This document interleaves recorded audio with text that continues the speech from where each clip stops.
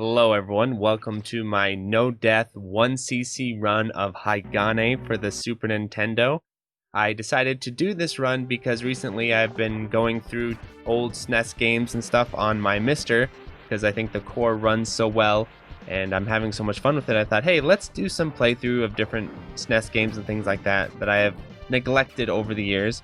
And one such game is Hygane, being a big fan of Ninja Gaiden and this style of gameplay. And I also watched SNES Drunk's video on this where he named it the hardest Super Nintendo game, and I had seen other lists over the years naming this the hardest Super Nintendo game, so that kind of piqued my interest as well to say, okay, well, if this is the hardest Super Nintendo game, how much time and effort will it take for me to get a no-death clear of it? And I would say it took me about 2 days of practice, and so here we are. And so I'm not entirely sure if that's just due to my own amazing skill, or if the game is a little bit overrated in terms of its difficulty. Either way, I think it is a very, very fun game and a hidden gem on the Super Nintendo that's mostly just known for its high price tag and those types of things. That's what I was aware of it for quite a while, which is funny because I'm a big fan of this style of gameplay and all that. But I also remember the whole story about it being a Blockbuster exclusive. And so when I was watching that SNES Drunk video, he basically debunked that, I think, pretty thoroughly. I don't think it was a Blockbuster exclusive. And that kind of rung a bell with me too, because growing up, I went to Blockbuster all the time and rented Super Nintendo games from Blockbuster all the time. And I never once saw Hygane there or anything like that. I rented every single Super Nintendo game my local Blockbuster had. And you'd think if it was some kind of exclusive, they would have really promoted it and it would have been like a big deal, but I don't ever remember playing this game in my childhood. So with all that out of the way, let's just talk about the gameplay itself. So I think Hygane is really interesting because compared to a lot of stuff, this sort of Ninja Gaiden action platformer style of gameplay, it has a lot more going on as far as the controls and options, where your character is a bit OP to say the least, where you have all these different weapon types, then you have these dashes, and you can do these sonic spin dashes in the air type thing, and air stomps. It's really crazy all the different movement and attack options your character has. But I think the thing about it is, I'm not an expert on this game obviously, but at least getting my no death clear here, I found pretty quickly that you can just home in on what really works in the game, and you don't need to necessarily utilize your entire arsenal at all times and those types of things. For the most part, I felt just maneuvering around with the sword is really good, and then when you get into range situations, swapping over to these ninja star things, shurikens or whatever, shurikens. Yeah, don't make fun of me. I can't pronounce Japanese words, okay? If that's not clear to my audience at this point, it should be. But what I thought was really cool about the game is it's really unrestricted as far as what you can do with this character. For instance, with your slides, you can just stop your slide whenever you want. So the slide's pretty broken, to be honest, because you can just slip and slide all over the place. As you'll see in the later stages, that's really, really useful. And then in the air, not only do you have a massive jump, you can also kind of slow yourself down by swinging your sword in the air, so you can do lots of air stalls. And then if you get caught in the air, you can air stomp down. Oh, speaking of sections, this section was my main point of resets, and I swear about 40% of my practice time was on this section here, because it's all just hard memorization. You have to completely memorize this entire section. You can't really react to it consistently or anything. And it is pretty precise. So I could see this being the section people get to this point in the game and then they die 5, 6, 7 times in a row because you literally just have to memorize it using save state. And I could see them being like, okay, this game's freaking ridiculous. But once you get through this section here, I didn't find too many sections of the game really all that challenging, to be honest. That's why I don't know if I fully buy into it being the hardest game on the Super Nintendo. But it's also a bit hard for me to say because I do have a ton of experience in these styles of games and stuff. And so it could be just I'm really, really used to this type of stuff and picked up the game really quickly, relatively. So it'll be interesting to see as I play more SNES games if I end up thinking it is the hardest. I really don't think I will, but I guess it can be really hard from a casual perspective though, because it has a little bit of Gradius syndrome going on with your health, because as you play you get health upgrades and you can get a maximum of, what is it, 5 or 6, we'll see here when it changes screens here. Maximum of 5, which gives you 2 extra hits. That's really useful, and then, you know, you have all your weapons and stuff. So it's one of these games where no deaths gives you more advantage moving through it, kind of like in Gradius and stuff like that. And so, and that's a really unusual way for a lot of people to play, you know, where they practice. Well, how I did this for people who don't play these games all that much or know exactly how to tackle really challenging games, is I started off save state practicing and creating a route that I felt was consistent. Like, look at this slide, how broken it is. Creating a route that I felt was very consistent. And then once I got my route down, you know, and it took me about 50 save states and stuff like that, then I started doing full run attempts. And it didn't really take me all that many attempts. And most of my resets were on that part with where you're jumping and running and falling into pits. I think I had like 4 resets on that part, which is pretty early into the game as well. And then I only had 1 failed run deep into the game on stage 5-2 or something like that. Other than that, you know, I got this clear pretty quickly. So it is pretty cool, all the different movement options. And the game does, like the air stomps right here, the game does a pretty good job of sort of encouraging you to utilize them. I feel like just due to how overpowered your character is, the game could be a bit more challenging as far as making you do more things with your abilities. But overall, I think this is a really fun game, and does make you think a bit outside the box and utilize your abilities outside your usual platforming stuff. But these types of sections here are very classic platform. Slide. The one that learning curve that you're going to have the most trouble when this game is knowing how to use your flying somersault thing, because there's a certain timing to it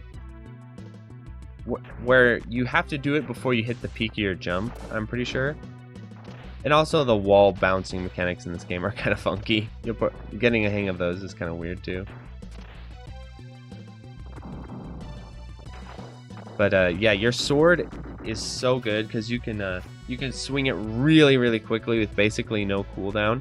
It has a massive hitbox and does a ton of damage. The sword is very, very good weapon.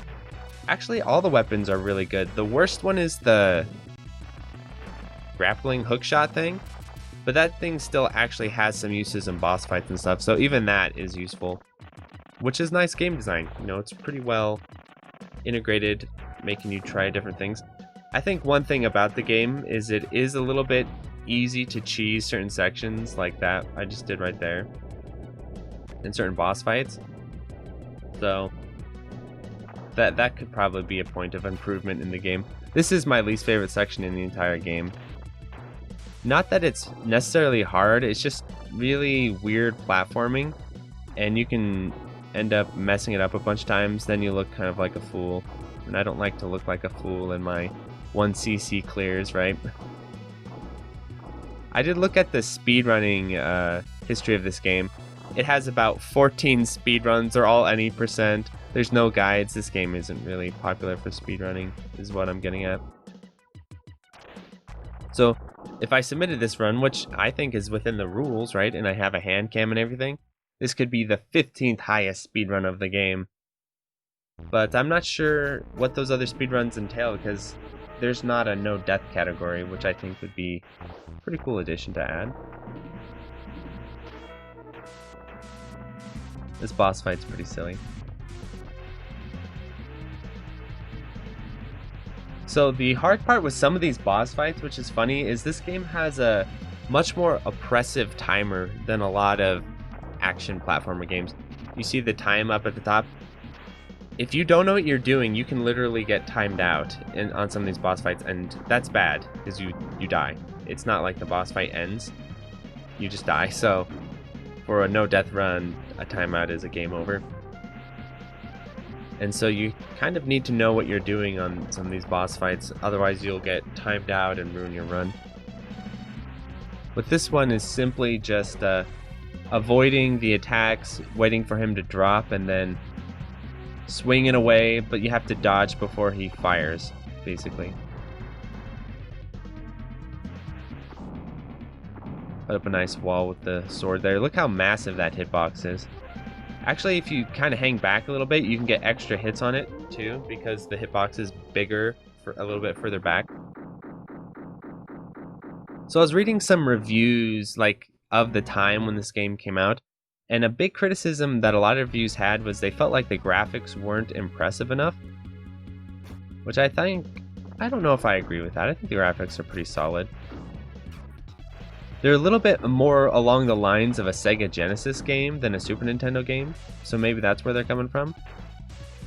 I mean, they definitely could be better, but I don't think they're too bad. It looks like a Genesis game though, doesn't it? And I was talking to some people on Discord and also just researching, and it seems like there's a very equivalent series on the Sega Genesis called Shinobi, and I've heard of that before, so maybe I'll have to give Shinobi a try and just compare difficulty between the two and quality, which one's better, because I do think this game is really well made, and I think Hudson Soft is pretty underestimated these days. They've put out a lot of really quality games. I don't know if they directly made the game. I think the production company is CA Production, and they didn't make too many games, but Hudson Soft did publish it. So, and the big title that I associate with them is Bomberman, of course. This part's really just a matter of knowing when to switch your weapons and conserving your shot counts and stuff. Right here, though, the sword does tons of damage on a lot of these enemies, like those guys. See, if you just take your time and move through the game at a somewhat conservative pace, you can just really sort of bury your enemies with firepower. Your character is just so strong, and there's really not. You get a lot of ammunition upgrades or weapon item upgrades, not upgrades, but sorry, drops. So it's really easy to keep your item count high. There's not a whole lot of resource management, to be honest, just a little bit on the bosses and stuff. And you have a full screen bomb too. I haven't even done it yet, but you have a Shmup style bomb that takes out the screen, gives you invincibility. Very, very useful on the final boss. So, and in a few certain key sections. So I routed him to do him, planned ones, and you get a ton of them too. The game's really generous with it. What's funny is I somehow slid through that beam. I don't know if the hit detection was just a little funky. I love the air stomp though. That's one of my favorite things about this game. And I'm hoping when I play Shinobi it also has air stomps. I wish more platformers, action platformers had air stomp. It's such an underrated move. But I do like the movement of this character a lot, the way they programmed him. It is a real shame this game has no sequel, because I think it would be perfect for a sequel. It could have been a whole series. I think it's that well done, so it's a shame. This boss fight is absurdly easy once you know what to do. You just get under it, and so first you can't throw your ninja stars upwards, and you can't throw anything else directly upwards, but you can use the hook shot directly upwards like this. So that's why it's a good weapon, because there are certain boss fights where you need to just attack directly above you. And so there you go. Now we get on the little ship thing, and we go into a bit of a shmup section, which is pretty fun. And you know what? The hitbox on this thing is smaller than you'd think. You can squeeze your ninja's hitbox through some different things. But yeah, it kind of reminds me like you're playing a little bit of Zero Ranger here. You're on a ship. You got your sword. You can use your other weapons, but I found that the sword's really good in this section, like it is in many other sections. So just play it Zero Ranger style with the melee attack. So you do. It's a little bit weird. It kind of reminds me of Metal Slug, the way you control this ship, because if you move left, you face left, and if you move right, you face right. So you gotta kind of plant yourself if you need to turn and attack someone, or you need to sort of maneuver yourself with that in mind. But overall, the shmup section of this game is very, very easy if you know how to do it. Basically, it just took me a few minutes of routing to get the hang of it. I do like the backgrounds a lot. Really cool background. I'm surprised this game doesn't have more of a fan base, to be honest. When you think about it, people will play Ninja Gaiden, like with speedrunning and stuff, people will play Ninja Gaiden until their fingers bleed. It's such a popular title, and it is a really good game, but in all honesty, the original Ninja Gaiden on the Nintendo, I do think this game's much more fun and interesting than that one. I don't know if it's more challenging, to be honest. I don't actually think it is. I think Ninja Gaiden on the Nintendo is harder than this game. It's just this game requires a little bit more technical understanding of what to do, right? There's more options, but once you understand what's good and what's not good, it's pretty forgiving. You also do health refills between the different stages, so that lets you cheese a lot of stuff. Like, look at this boss fight. I found you can just cheese out the boss by tanking hits and then bombing at the end. That's all it takes.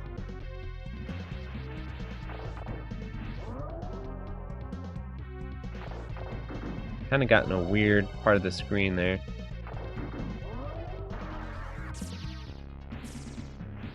Easy money. Scene 4. We're a little bit over halfway now already. The background, this reminds me of Ghouls and Ghosts, right? Super Ghouls and Ghosts, I swear, very similar background. Every ninja game must have birds and hawk enemies. That's just a requirement. If you're making a ninja game, in order to get it passed by the Bureau of Ninja Games, they need to double check and make sure, okay, do we have birds, hawks, and bats? And you're like, yeah, okay, we can approve this game. There was birds earlier on, and bats.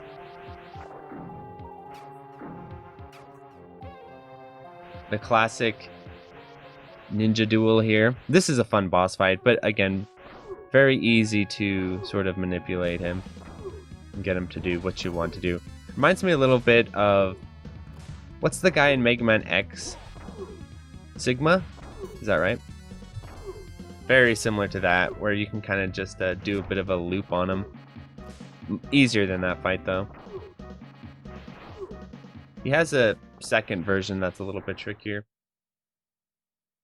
where I was getting it to where I could miss him completely, but you had to be really on point with your air stomps. That was stupid. That made me mad. See, the routing just comes down to knowing, okay, now we need to switch to ninja stars here for these characters.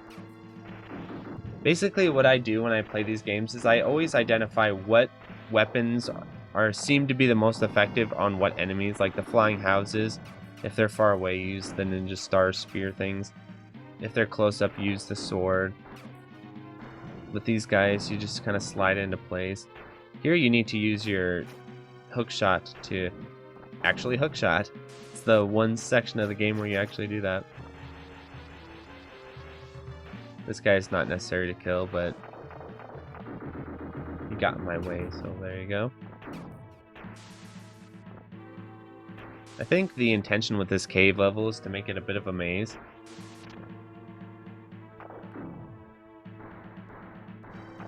Just use the bomb there, because you pick up another bomb right there, except I missed it and got the one up, which is useless to me because I'm doing no death run.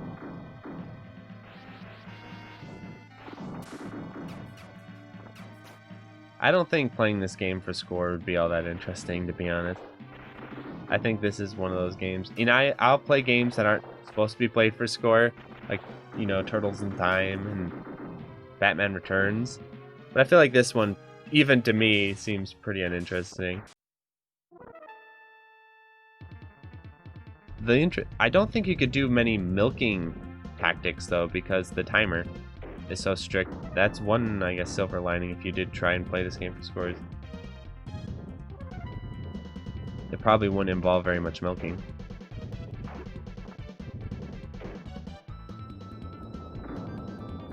Well, this game is full of RNG, by the way. I didn't mention that. Maybe that's another reason why speedrunning it is not that popular. Because I could see you getting some wicked RNG in some of the runs. And that could probably be really frustrating.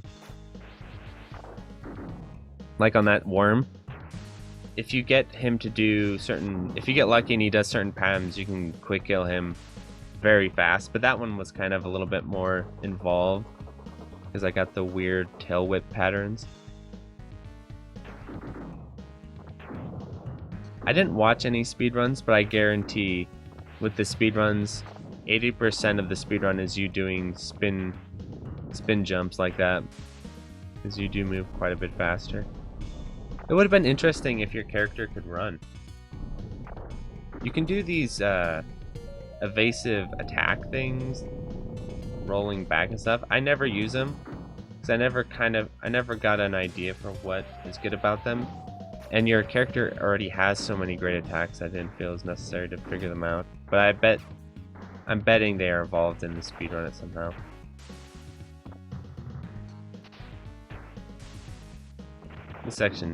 This stage here is not hard, but it's kind of tedious.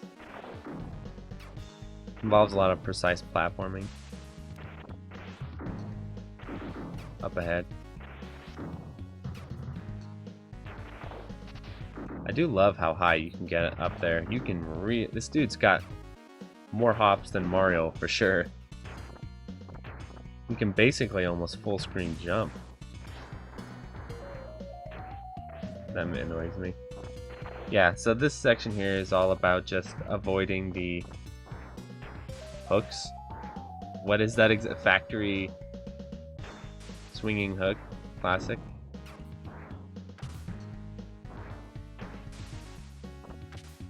Then you can just slip and slide all through this section, no problem. You have just as much control over your movement while sliding as you do while walking. So it's not even, you could probably clear the game by only jumping and sliding and standing still because of how unrestricted the slide is. Because you can enter the slide by pressing B and then exit the slide by pressing B. So that's why I'm saying the slide's pretty good, pretty broken.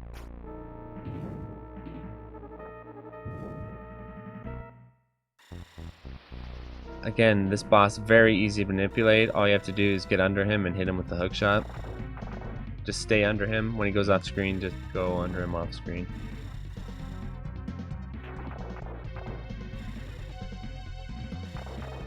I'm sure the speedrun has a much more complicated way of dealing with this guy.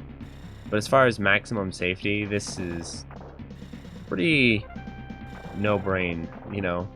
So, kind of like clearing the game for dummies type stuff.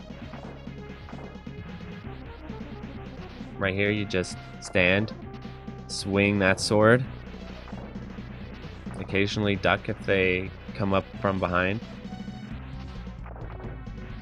But the thing about it is the hitbox on your sword is so massive, it really covers you really well.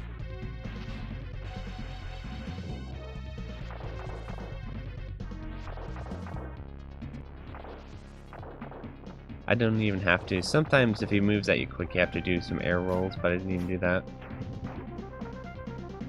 Next section here. The real trick is letting off in the correct time where you want to drop, but you don't want to drop too early like I did there. But if you drop too late, you'll run into the head over there. That's really the only tricky part of this boss fight. I still got plenty of health and bombs if something goes wrong. Easy, easy.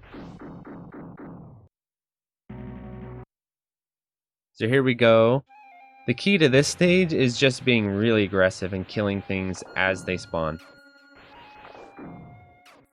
Those guys, the Shang Tsung, not Shang Tsung, was it Raiden? Right? Like from Mortal Kombat. The trick with them, they actually don't damage you if you run into them. Something I kind of struggle with remembering with those guys. You can walk right through them. Anyway, just quit killing them before they can get their shot off. Because they have a little bit of a homing shot, it can be kind of tricky to dodge sometimes. This is a bit of a boss rush. I hate saying that because I always slur it together, but all you need to do here is just put him down with the spears, jump, spear, spear, spear, jump. And if you were wanting to be really swag, when you jump in the air, you can switch to sword and rapid swing your sword and you'll sort of slowly drop down even more.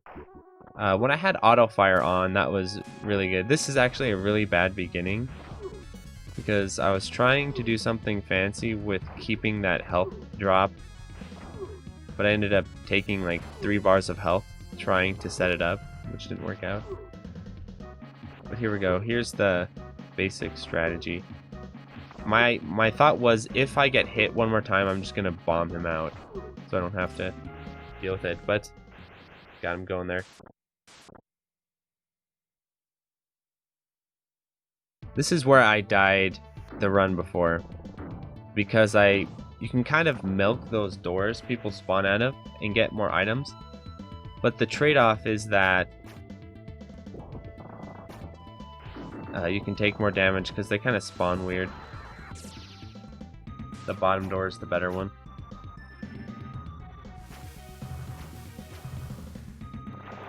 Another thing about this game that's useful to understand is you can actually just negate a lot of the platforming with using your spinning jump, because your regular jump, even though it goes high, you see that right there, like even though it goes high, it doesn't go very far horizontally, so you need to use your spin jump a lot to make up for that.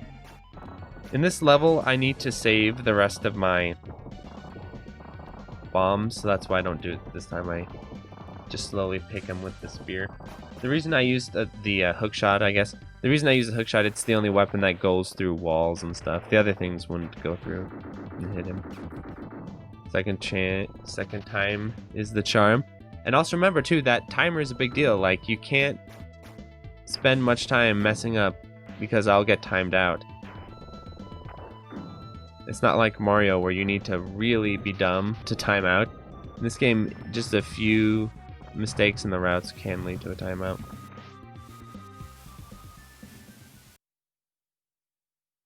Because see, the timer persists between the scenes. It doesn't reset, so that's why it's important to keep on the move. Keep killing things nice and fast.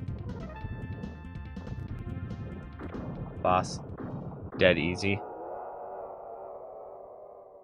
Next boss. This is essentially the final boss in a way. Oh, whoops, sorry. I forgot about this room here. This room can be really tricky until you learn all you do is bomb there and get that really clean spin jump off, and you're fine. If you don't do that, you end up getting kind of caught up in there, and then their floor is spikes. I'm moving so quickly you can't tell, but the floor spikes and it's actually really fast, so just do that bomb there and you'll be completely fine. This set level here, you gotta duck this. Wall jump. The wall jump is really weird. There you go.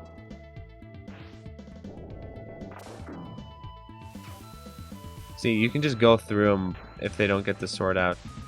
That helps a lot with your routing. I think why a lot of people find this game to be hard is because it has a... what do you call it? It bluffs a lot. It bluffs. It looks harder than it actually is.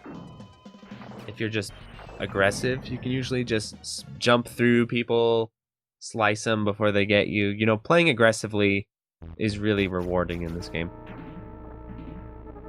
This bit here, all you gotta do is do the jumps right.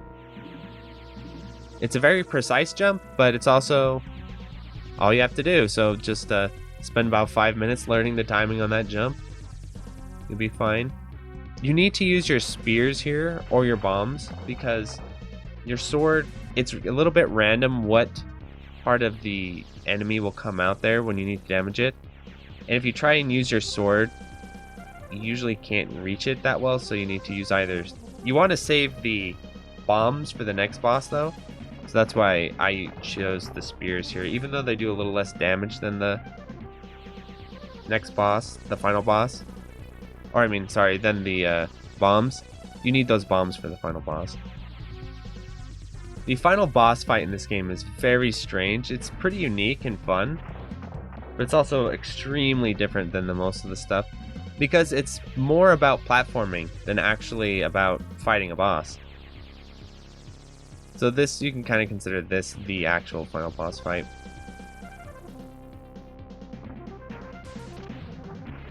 And I wonder, when they were programming this, I do wonder if they intended you to be able to just jump through it, or what. I think what they wanted is they wanted you to have to dodge, because the sled has blades on the side of it. And if you go to the right of the screen, the sled flies at you. So I think maybe what they were hoping is to make you sort of jump through and run away from the sled. But once you find that safe spot and just know how to time the jump, that boss fight's pretty trivial. Then here we go into the final boss fight, which reminds me a lot of Vampire Hunter D Bloodlust, where they go, the vampires fly away in that ship. Do y'all remember that? I have to think that this must have been inspired by that, because medieval rockets, I mean, what other that look like this? Watch Vampire Hunter D Bloodlust at some point, just because it's such a great movie. But also the rocket they leave in, the medieval rocket, is very similar to that. And there it is, the hardest Super Nintendo game cleared. I hope that was a pretty enjoyable video. Just kind of a laid back sort of thing, nothing too serious. I thought it'd be fun to get this on wax though. Cool ending too, so we'll watch the ending and then call it a day. I'll thank my patrons while we watch the ending, shall I? So thank you to Dingo, Andy Capt, Anthony A, Ben Win, Corio, Eric H, Full Set, Retro Shmupper, Gus, Hausu, Kiwi, Joe Angelo, John, Gameboy Guru, K, Malays, Mark Toms, Martin Worrell, Maz, Meher Calendrian, Nathaniel Davis, and Electron, Okla Kugels, Smacky Factor, Segumo, and Utakaya. Let's see what else it's got for us. Oh, just hitting the credits. Yeah, I'll let the credits take you all out. Adios.